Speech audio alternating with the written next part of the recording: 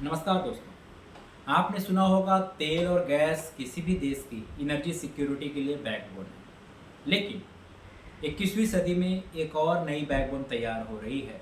नाम है bio economy. Bio economy यानी बायोलॉजी, टेक्नोलॉजी और इकोनॉमी का संगम। भारत सरकार ने हाल ही में बायो ई3 पॉलिसी लॉन्च की, जिसका लक्ष्य है 2030 तक इंडिया की बायो इकोनॉमी साइज को 300 बिलियन डॉलर तक पहुंचाने।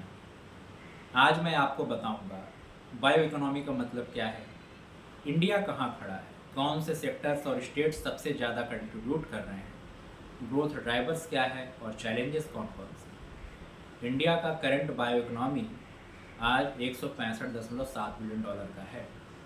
2014 में यह सिर्फ 86 बिलियन डॉलर का था, यानी एक डिकेड में डबल।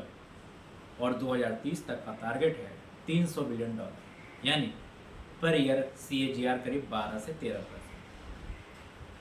कौन से सेक्टर इसमें सबसे ज़्यादा कंट्रीब्यूट करते हैं? Bio pharma 52%, bio services CRO clinical trials 18%, bio agri 15%, bio industrial जिसमें बायो फ्यूल्स आते हैं, इंजाइम्स आते हैं 8%। साथ ही इमर्जिंग जैसे सिंथेटिक बायोलॉजी, AI बायोटेक ये बाकी हिस्सा कवर करते हैं।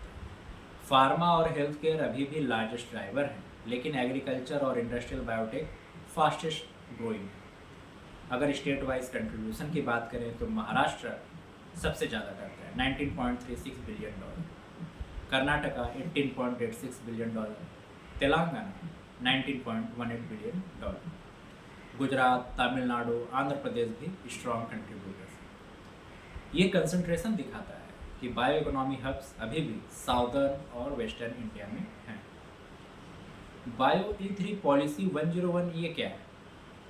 गवर्नमेंट की नई पॉलिसी के 5 स्तंभ हैं, यानी 5 पिलर्स। पहला, climate and sustainability, biofuels, renewables resources, biodegradable plastics. दूसरा, energy security, bio CNG, bio ethanol, green hydrogen integration. तीसरा, डिजिटल और AI in biology, precision medicine, digital health, AI diagnostic. चौथा, commercialisation and industry linkage, bio foundries, bio manufacturing hubs. पांचवा, skill development, training, biotech focused universities, public private partnership. Policy का मकसद है lab से market तक तेज़ी से पहुंचना। इस सेक्टर के जो ग्रोथ ड्राइवर्स हैं उसमें सबसे पहला है biopharma, vaccines, biologics, biosimilars. India world's third largest producer of vaccines.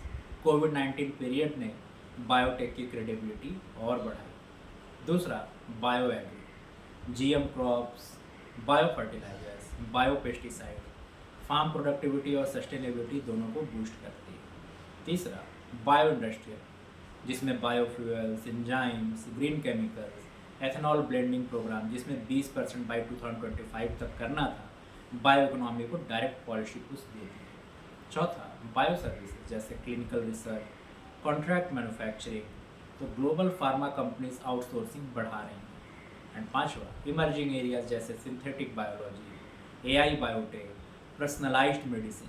2030 तक ये सब डिसरप्टिव सब सेगमेंट बन जाएगा। साथ ही इंडिया में बायोटेक स्टार्टअप की संख्या 2014 में 1000 थी, 2024 में 10,000, CAGR 30% सालाना। और इसके की हब्स थे बेंगलुरु, हैदराबाद, पुणे और NCR।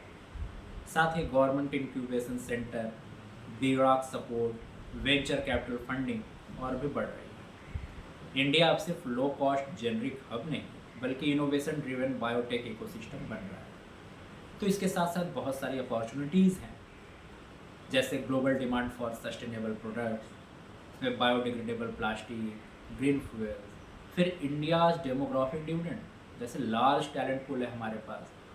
तीसरा, export potential 50+ billion dollar by 2030, alignment with UN sustainable development goals, and then potential to become pharmacy plus bio factory of the world. पर इन सब अपॉर्चुनिटीज़ के बीच चैलेंजेस भी हैं, जैसे high R&D cost and long gestation period, regulatory uncertainty यानी approval timeline slow हो सकते हैं। तीसरा, infrastructure gap, lab, bio foundries अभी लिमिटेड है। And then global competition, US, EU, China, Israel, ये बायोटेक में डिकेड्स आगे हैं। And then talent driven, skilled researchers abroad shift हो जाते हैं। तो एग्जीक्यूशन रिस्क सबसे बड़ा बॉटलनेक है। तो क्या करना होगा? पॉलिसी एग्जीक्यूशन फास्ट होना चाहिए, public private partnership model official होगा, बायोफाइनरीज और इंटीग्रेटेड हब्स एक्सेलरेट करने होंगे, साथ ही स्किल डेवलपमेंट पर भी जोर देना पड़ेगा, डेडिकेटेड बायोटेक यूनिवर्सिटीज़ जरूरी है। एंड देन ग्लोबल अलायंस है, ईयू, यूएस, जापान के साथ R&D टाइप्स करने होंगे। तो दोस्तों, इंडिया की बायो इकोनॉमी स्टोरी आज सिर्फ नंबर्स की नहीं, ये सस्टेनेबिलिटी, एनर्जी सिक्योरिटी और हेल्थ केयर एक्सेस की भी कहानी है। अगर बायो E3 पॉलिसी सही एग्जीक्यूशन के साथ इम्प्लीमेंट होती है तो इंडिया न सिर्फ $300 बिलियन मार्केट बनेगा, बल्कि ग्लोबल बायोटेक लीडर भी बन सकता है। याद रखिए, 21वीं सदी में बायो इकोनॉमी वही रोल प्ले करेगी जो 20वीं सदी में IT और 19वीं सदी में स्टील ने की थी। यह पूरी चर्चा केवल जानकारी और शिक्षा के उद्देश्य से है। यह किसी निवेश सलाह का रूप नहीं है। निवेश से पहले हमेशा अपने फाइनेंशियल एडवाइजर से सलाह लें। Thank you.